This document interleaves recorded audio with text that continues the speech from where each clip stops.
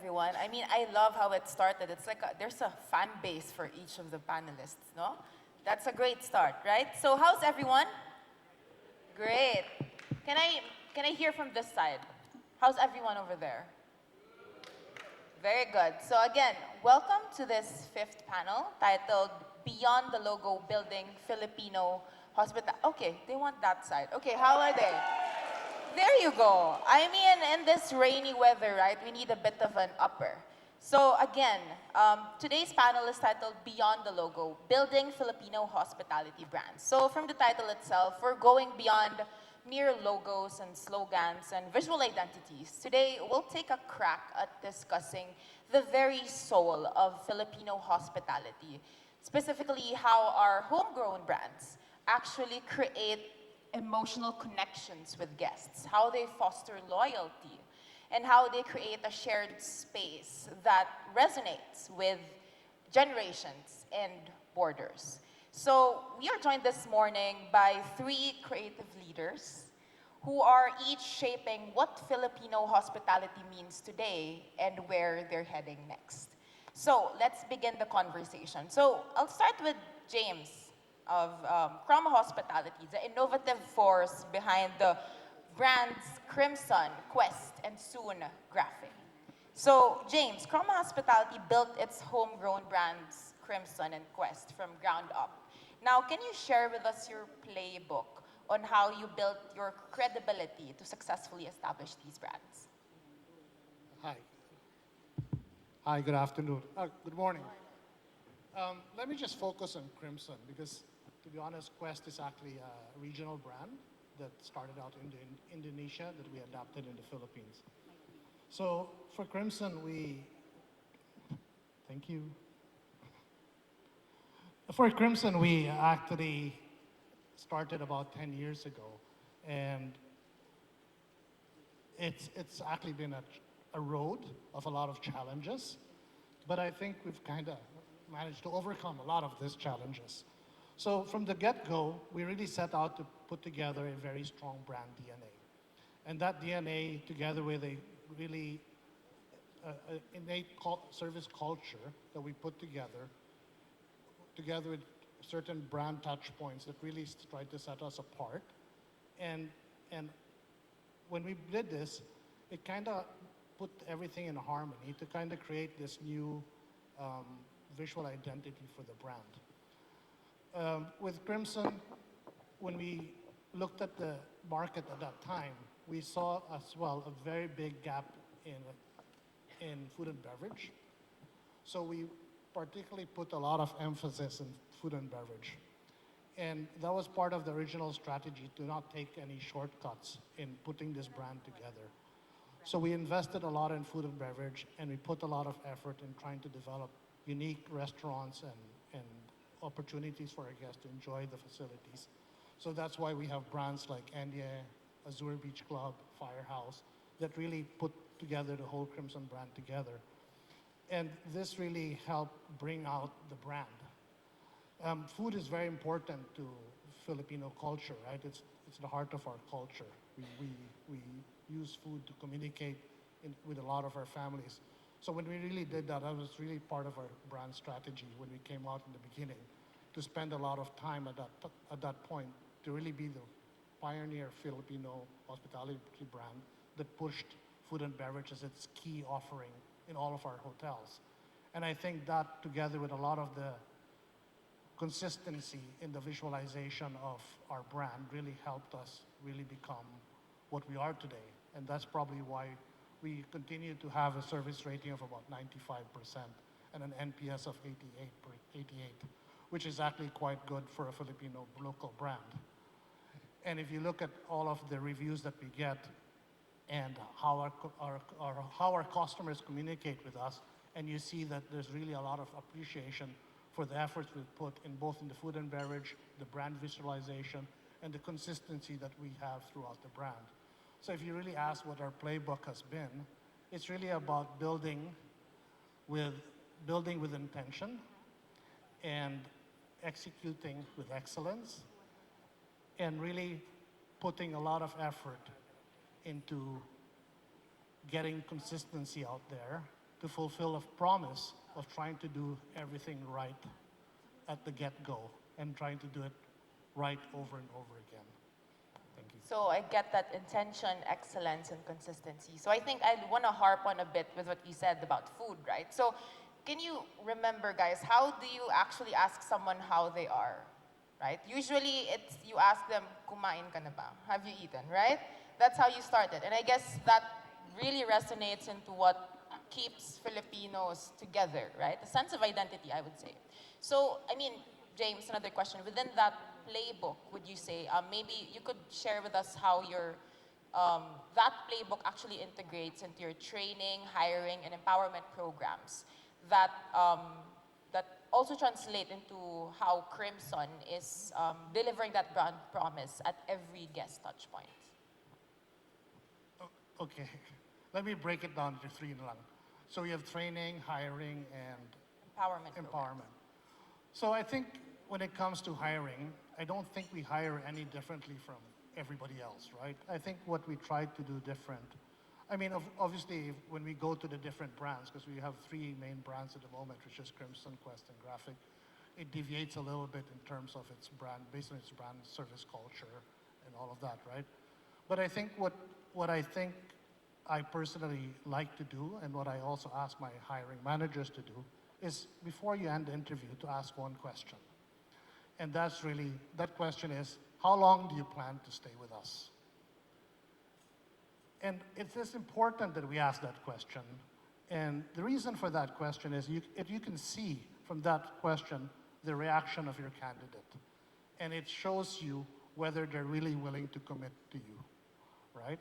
And normally I follow it up with, if you're gonna, the reason I ask you this question is, if you want me to commit to your career, I want you to commit yourselves with me, right? Because in the end, when you hire somebody for hospitality, it is a commitment. It's a commitment that both parties have to make, and it's a commitment that you put together to really kind of want to work together to be able to build your brand together, right? I think it's worked for us quite often. I mean, we have a lot of staff that have come back. They continue to, they leave us, they come back, and after they actually knock in my window and say, boss, can we continue that commitment? So sure, as long as you're willing to come back and willing to do what you're supposed to do, we're always open to doing that. Now, when it comes to training, I like to think we're a little bit structured.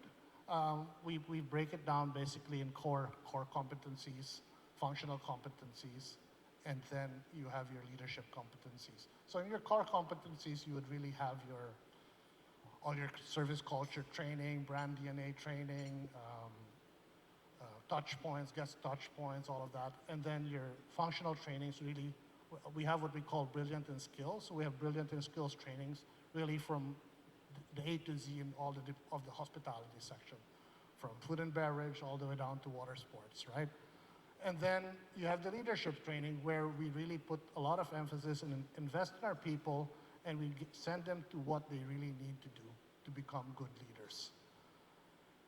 But building good leadership, again, it really takes a lot of time, right? Whether you start them young, you bring them up across the organization, there really needs it still needs a lot of commitment. And then you have empowerment. Empowerment is such a big word. I mean, 30 years ago when Juna and I were still in the Mandarin. Aray ko, talaga naman. When we were still in the Mandarin, Sorry to cut you, James, totoo. But I would like to say good morning to the seniors who are all watching. It's nice to see I was all of gonna you. say, Jun, di ba nagpa-sign tayo dun sa pinakamatanda nating boss, si Arthur? Oo, nandiyan sa likod, di ba? Yan.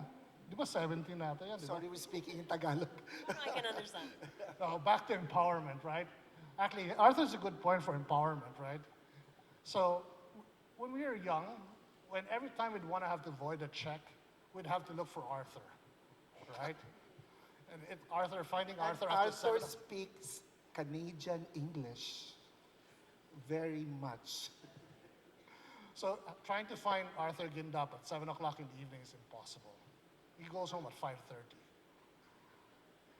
So anyway, I thought Just everyone here are joking, Gen Arthur. Zs. I mean, a raise of hand earlier, they were raising their hands and they were Gen Zs, right? So, So anyway, so back to empowerment, right? Empowerment is very is complex, right? Everybody loves the word, but there is no structure behind it. So what we did is we put something called a delegation of authority. Basically, it's a empowerment matrix that allows people on the floor to make decisions with set boundaries. So we've implemented this maybe about 9 years ago, right? And it's really worked well for us, and it allows people to understand up to where they can make that decision, right? And it pushes the decision process faster, and it really allows our managers and our junior managers or supervisors to know that they have a certain level of empowerment they can do. But with empowerment also comes with responsibility, right? And making people really understand that that responsibility is something that they need to be very aware of is also part of your training and part of the whole training process that you do. So ultimately, if you think about it, really, for us, it's about hiring for commitment, it's training for a purpose, and empowerment with clarity. And that's what really allows us to really fulfill our promise of delivering good quality service to our customers. so great. I mean, like, you see how the playbook is really integrated across all of these aspects, right? So now let's move on to one of your newest developments, graphic. So this was briefly mentioned earlier, yesterday morning, I think by Francis himself. So Graphic is Chroma's first experiential lifestyle brand that is set to debut in Camp John Hay. So can you tell us more about it, specifically who it is designed for and how it has allowed Chroma to tap into like new segments of markets? Inherently, Chroma's um, inherently Chroma really inherently Chroma operates in multiple tiers in hospitality, right? Because we have 3-star, 4-star, and 5-star brands. So, and we all in those tiers we also operate in multiple segments. So really, the graphic brand was not really developed to attract a new market segment, but it's really meant to provide a new type of hospitality to to to the consumers, to the Filipino and in the Filipino market. When we started graphic and we started plotting this brand, I started working in it 10 years ago. About 10 years ago, yes, right? And it went through many renditions from different names, and ultimately, about 6 years ago, we settled on the name Graphic. Graphic is our take on lifestyle. It's our take on on trying to do collaboration. So when we talk about Graphic, it's a brand that will speak to the destination. So Graphic is what we will use to bring out the beauty of every destination we are at. At the moment, we have one under construction in Baguio, and we have another one that's under construction in Malboal. So we have two properties that are have really have been all signed off and are ready to start and are on construction. And these destinations are very experiential destinations, right? So when you go to Baguio, you talk about the beautiful Cordillera mountain region and the Benguet mountain areas, and so much history in there. And with that history, we try to create a story about the brand. So for the Graphic Hotel in Baguio, the brand is actually called Graphic Pine House Baguio. So with graphic, we tend to stay away from calling it a Graphic Hotel and Resort or a Graphic Hotel Baguio, but instead it's called Graphic Pine House Baguio. So Pine House is the anchor of the hotel and that destination, as it speaks to the Baguio feel and environment that the hotel is located. So with Pine House, we are trying to bring the Cordillera culture into the property. So we've done a lot of work in trying to bridge that gap with all of with the community. We've started to collaborate with all of the artists, the the weavers, the painters, the sculptures there, and we're trying to bring this together to create a wonderful brand. So here, really, the goal is really to tell stories. Graphic is built around storytelling. It's built around creating a new story for an old location.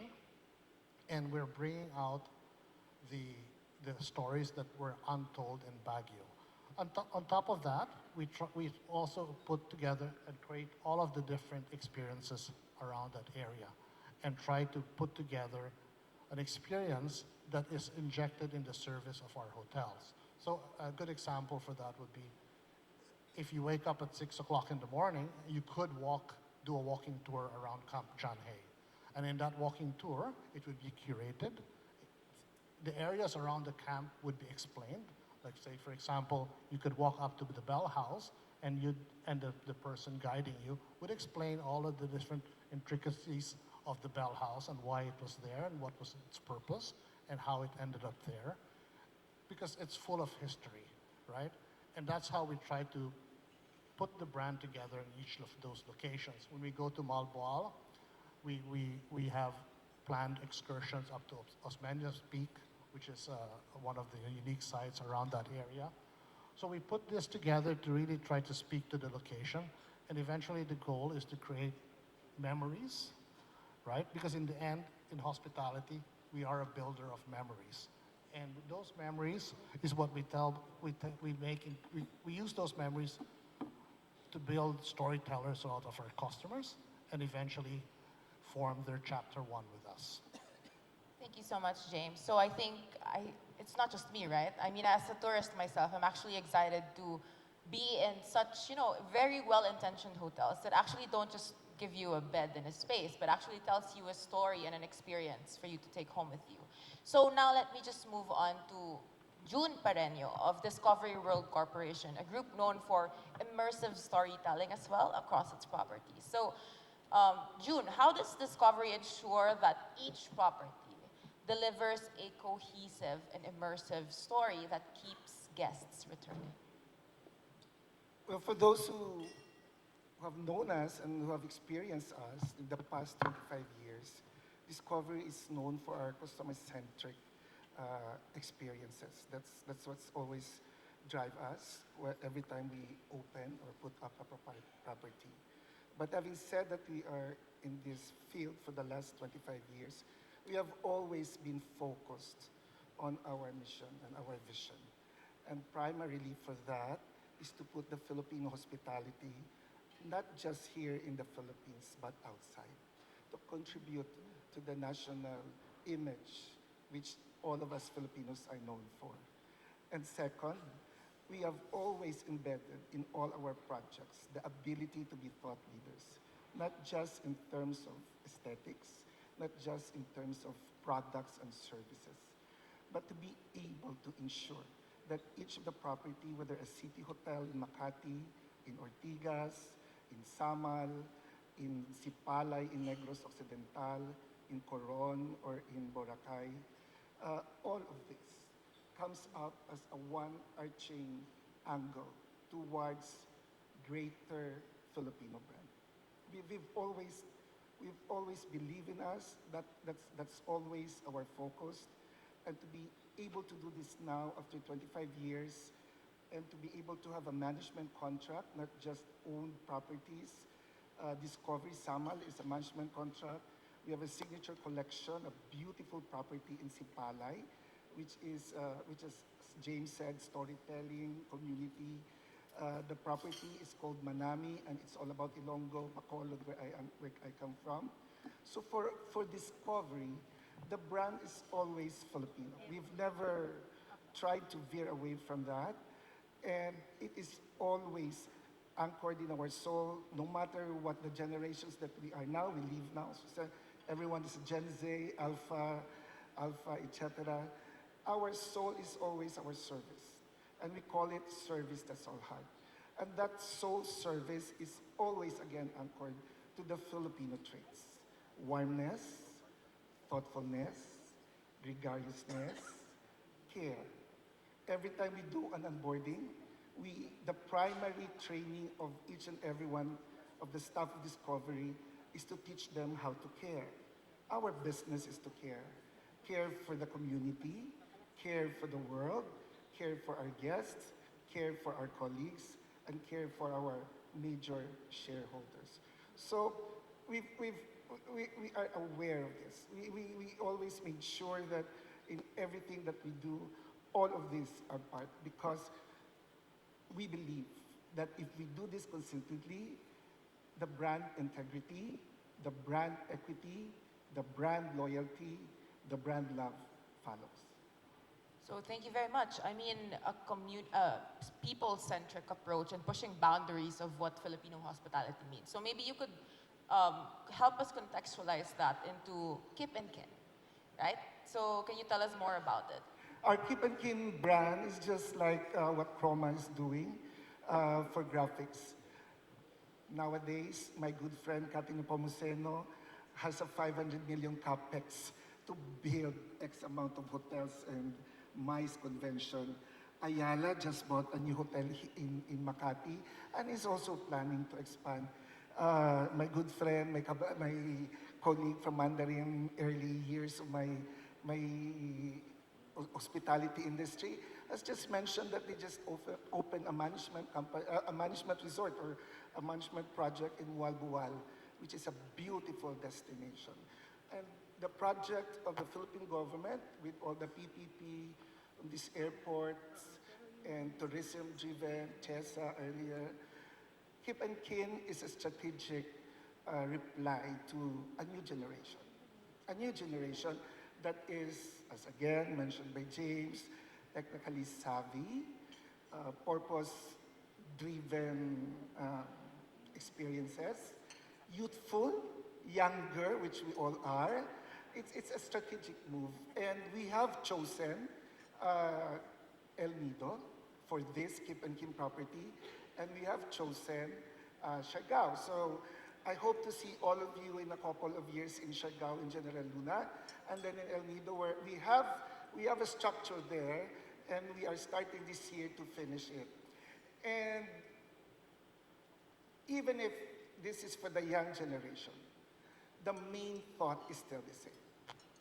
It may be freer, bolder, expressive, more of connectivity, but the thread is still the same.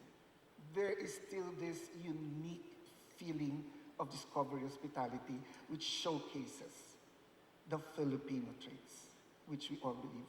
And all of these things, when we plan Keep and Kin, again, the purpose is always to sell the Philippines. The goal is to make sure that we have something. We have a hotel in Primea, in Ortigas, in Samal. We have an accommodation place that the foreigners can come, that the foreigners can stay, and promote, love the Philippines. I love that, right? So it's really pushing boundaries together, right? And I think, June, another question maybe is, since you did mention about the many properties that you handle, I guess we've been sharing trade secrets here since yesterday, right? So could you share us what's Discovery's long-term strategy in terms of future-proofing Discovery against all, of course, next to you are your competitors? Our long-term strategy is to be able to open a lot of resorts in the 1,100 islands of this beautiful country. So far, we have El Nido, Samal, Coron. We are planning soon, hopefully, God willing, to open in Benguet, 5-minute drive away from Baguio, in San Vicente, etc., etc. That's our long-term planning.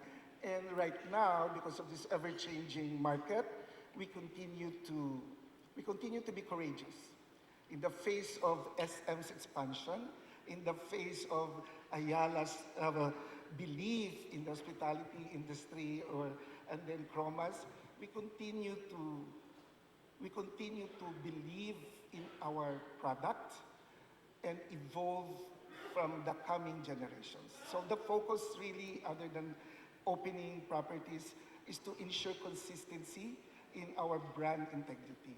We are focusing on this, and at the moment, next month, we are rolling out to everybody, not just the major stockholders, but from Mancom to the bottom, the 4 pillars of EESG, not just ESG. So that's environmental, economics, social responsibilities, and good governance. So we're gonna roll this down and make sure that in the coming years, Discovery brand is into this worldwide acceptance of taking care of, of good governance, being socially responsible, give source local, use local, and love local. I love that. I feel like June should be a spokesperson for like the entire of the Filipino hospitality, right? But I don't know if you've ever, I mean like I'm talking now to our participants or audiences now, right? Have you ever imagined yourself as hotel owners, as, you know, like managers? Have you ever seen yourself as artists? Because I feel like in this conversation, that's what actually is becoming more apparent. You're saying intention, you're saying expounding boundaries of Filipino hospitality through human-centric approaches. And these people use like these words and create something out of literally nothing. And I guess I'm just excited to be. But Go I ahead. think being in the hospitality industry makes us all artists.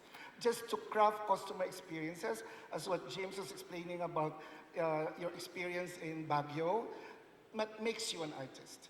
You know, each of us, without maybe perhaps us knowing, each of us has this childlike characteristic of being curious, of being innovative.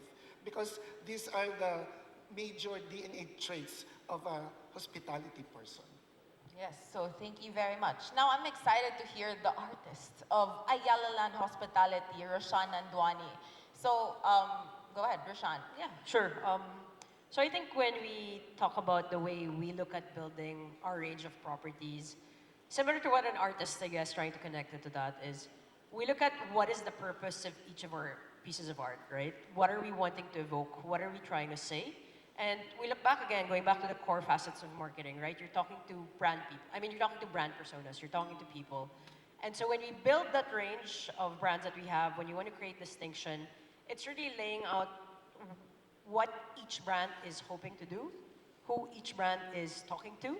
And from there, you build it all out, right? You build the brand DNA, you build the experiences that you want, you build how distinct it is.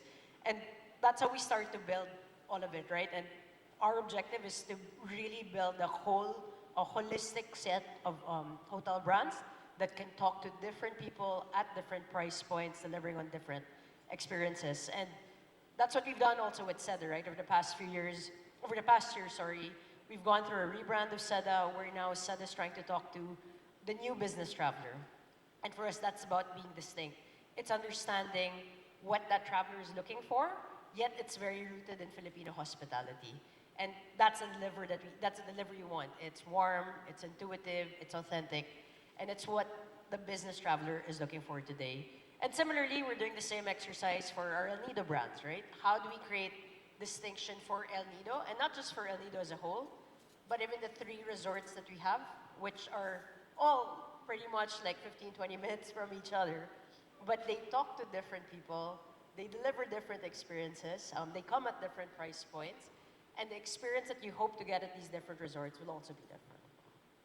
Okay, so maybe you could, since you did mention all of the properties that you are handling now, so maybe we could talk about, this was briefly also mentioned yesterday, right? So your upcoming 5-star homegrown brands in Cebu and Batangas. So we're all excited to hear more about it. So basically, what I want to hear from you are basically what are the core promises or like cultural touch points? Because I feel like that's where we're all heading, right?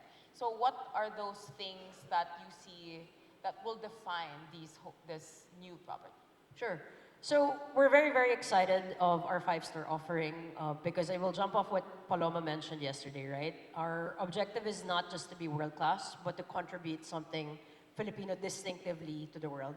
And that's what you want to do. It's our take at 5-star hospitality. It's not bringing what everyone else is doing, but it's our version of it. And when we're developing what we wanted to do, we kind of went back to understanding what are the distinct experiences different global hospitality players are doing, right? So everyone knows Filipino hospitality is all about being authentically caring, right? From the nurses that we have, from the healthcare workers that we have. Everyone knows Filipinos are very, very hospitable. But now you have to create that experience around it. So if I may compare, when you talk about Indian hospitality, it's about learning and self-reflection, right? You go there and you suddenly realize the experience wants me to understand myself better. And the environment helps me with that. Same goes for Thai hospitality. Again, we all know Thai hospitality is very gentle, it's very caring, but it's also all about rituals and culture. And from that, we wanted to understand what is the feeling that we want to get our guests, our visitors to leave with. And something innately Filipino, I think we all landed at, was joy, right? The simplicity of joy.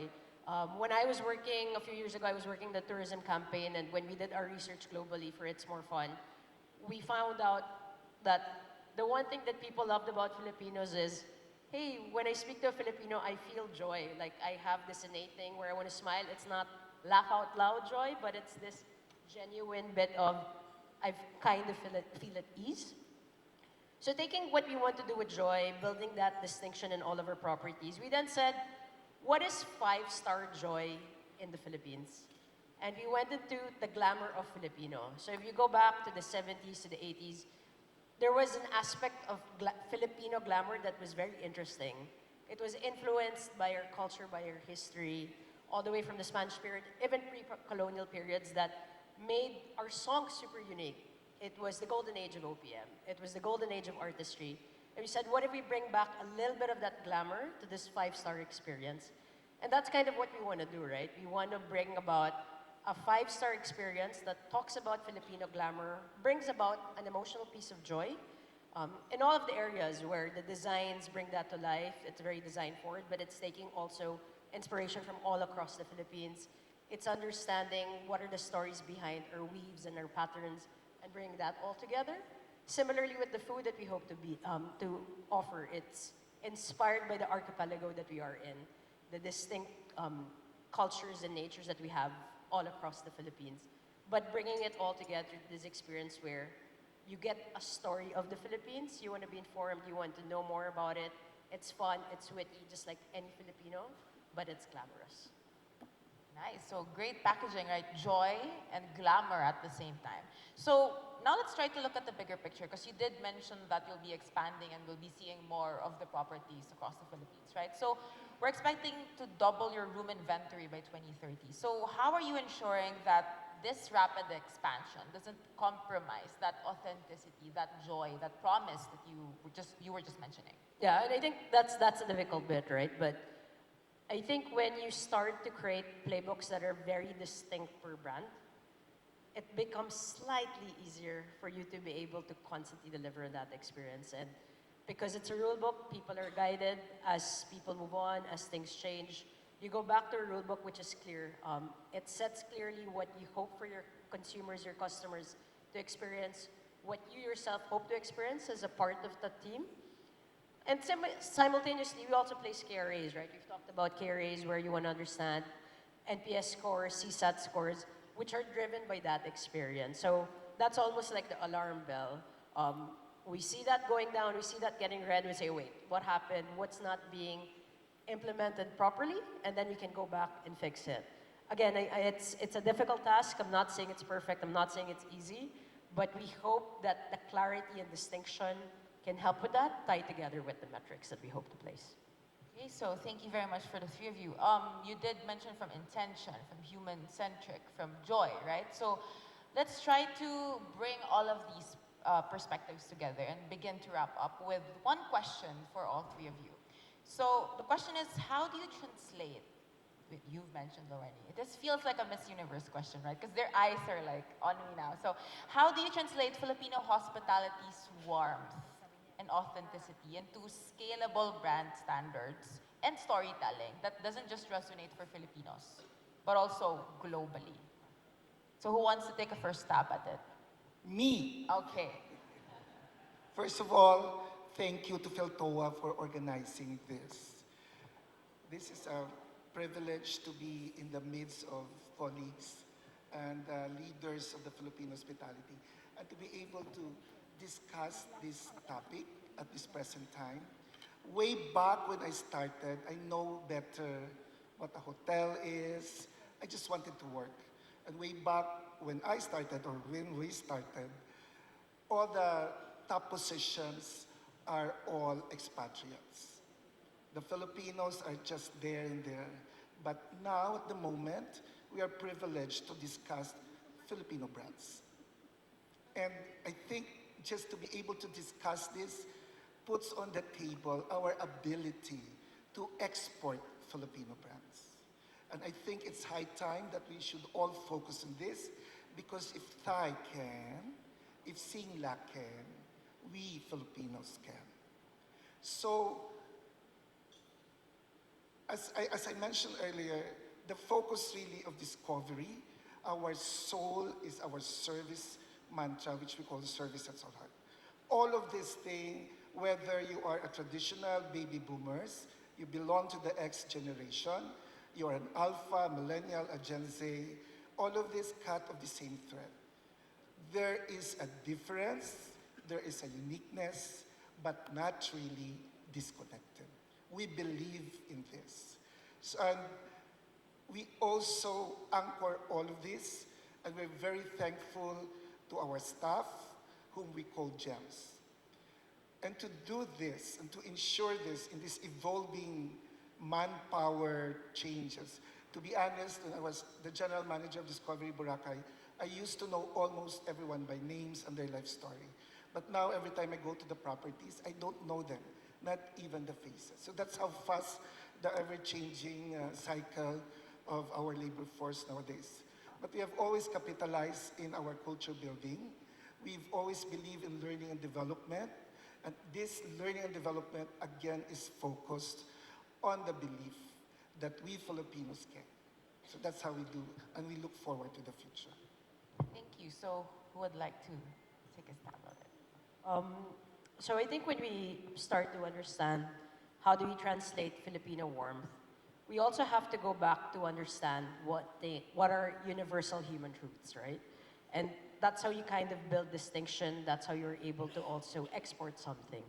And everyone wants to feel cared for. Everyone wants to feel welcome. Everyone wants to be seen. And I think now the discussion is, how can we put a Filipino spin to it, right? Naturally, we're really, really good at it, but how do we up the agenda? How do we again bring it to a world stage where we are seen as level-driven, people aspire to bring an aspect Filipino hospitality into their service culture. So the way we try to understand that is it's not just about localizing things, but about Filipinizing what are these universal human truths, creating hospitality experiences around it, and hope that that is what can scale. And I think it's really, really exciting to be here with everyone saying, with this mindset of how do you bring ourselves to the world stage. And now I think it's about us constantly figuring out how do we bring it to a world stage that everyone can relate to and wants to know more as well about the Filipino warmth and culture. Hi. Hello. I think if you go back and look at it, right, culturally, if you look at one of our stronger cultures, it's Bayanihan spirit, right? So if you take that and put that in a modern context, I think it would be our collaborativeness, our willingness to help, our willingness to work together with people, right? No matter how difficult the task. And after all of that hard work, it's really to go together, either have a meal or just be together and enjoy that process that you just went through. And I think that way, if you go back and look at all of those different traits of a Filipino in the past, I think putting that together really is what hospitality is about. It's being able to collaborate, whether with multi-cultures, right? Because in most of the hospitality companies now, it's not just Filipino, right? It's about harnessing all the different cultures and trying to come up with something distinct for each of our brands. So putting all of those essential traits together is what really brings out the warmth in Filipino hospitality. In the end of it all, really, I think what we're very good at as Filipinos is really showing our customers that we care for them. And I think that that is something that's very distinct to Filipinos, that we're able to deliver hospitality in a more caring and more satisfying manner and real, right? I think that's what's important there. That it's not manufactured. It's natural. It's natural because we're naturally hospitable people, and the smile that we provide is generally not like what you get in Thailand or Vietnam or Malaysia, right? It's really from the heart, and I think that's what really makes us different. So I don't know about you guys, but I just feel very proud. I mean, I don't know if you've clapped for yourselves already. I mean, the fact that June mentioned, right? We're now celebrating Filipino homegrown brands, right? And we're actually, this panel is just very inspiring for me even, because like, you're really pointing out what are the best qualities and traits of Filipinos and how you try to translate that into hospitality brands, wherein it's just not just you, the four of us, and welcoming people, but it's an entire brand that actually does that, right? So, I mean, a great job for everyone. So, again, thank you for sharing all of your perspectives. So, before we close this panel discussion, I know that there's a lot that you've already mentioned, but I'll give you a few minutes while I'm doing this, right? I'd like to ask each of our panelists to, I guess, share a brief message, an inspirational message, or even an insight that our participants could take home with them, you know, as artists. I mean, let's claim it, right? You guys are artists. I mean, it's a great start that I did welcome this panel by saying that I have creative leaders here, but you can see for yourselves that they are, right? So, yeah, any message to them? Before, we always look forward to the international global brands. But now, let's look forward and support local brands. Let's give employment to the Filipinos. Let's not inculcate in them the value of working abroad as OFWs, especially in the hospitality industry.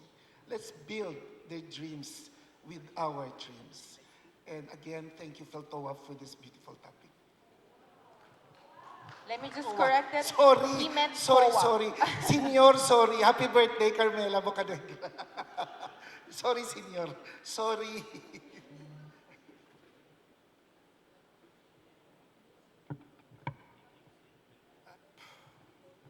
I think for me, I think we're in a point now that the Filipino brands are becoming very well respected. And I think that's really because a lot of, we're in a lucky position to see this at this point, because I think the hospitality market in the Philippines is very different from other countries. Just the way that it is structured, right? And we're lucky that we have companies like Eylla, MegaWorld, Philinvest, who is really investing in Filipino hospitality. And this has allowed a lot of people to come out of their shells and really come out and bring together a very strong Filipino hospitality image. And if you really think about it, it's about time we bring back hospitality to the Philippines. And that's what's really going to change the dynamics in the future, and that's what's really going to carry us forward.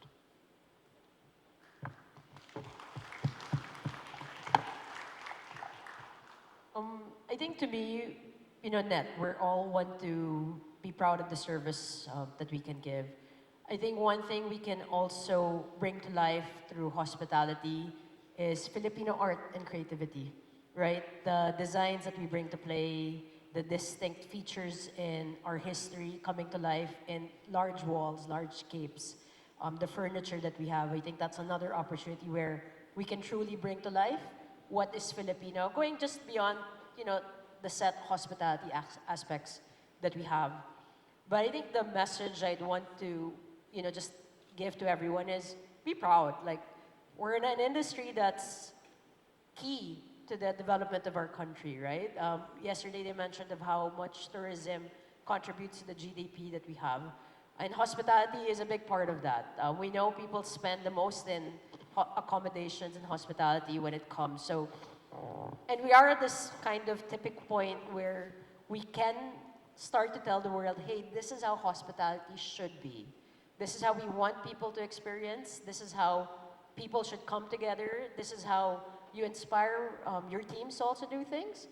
So I think it's go out with pride, show off that you are part of a Filipino hospitality company, because it's our stage now, really. So thank you very much to our panelists, right? So I guess I'm inching to like summarize it a bit for everyone, right? So today's discussion, I think, reminded us that our artists here, right? That when we create something with intention, with care, with culture, with great storytelling and narrative, we don't just create brands, right? We build trust, we build pride, we build loyalty, and a sense of shared national pride. Right? Agree? So I hope that what you take away from our session is that we go home inspired. Well, there's still lunch, but yeah, we become more inspired to shape the Philippine tourism and hospitality industry into one that is rooted in our own heritage while resonating globally. And with that, I formally close the panel discussion. Thank you very much to our panelists and to our very active guests. Good afternoon to everyone. Thank you, James, June, Roshan, and Eylla. This concludes our morning program.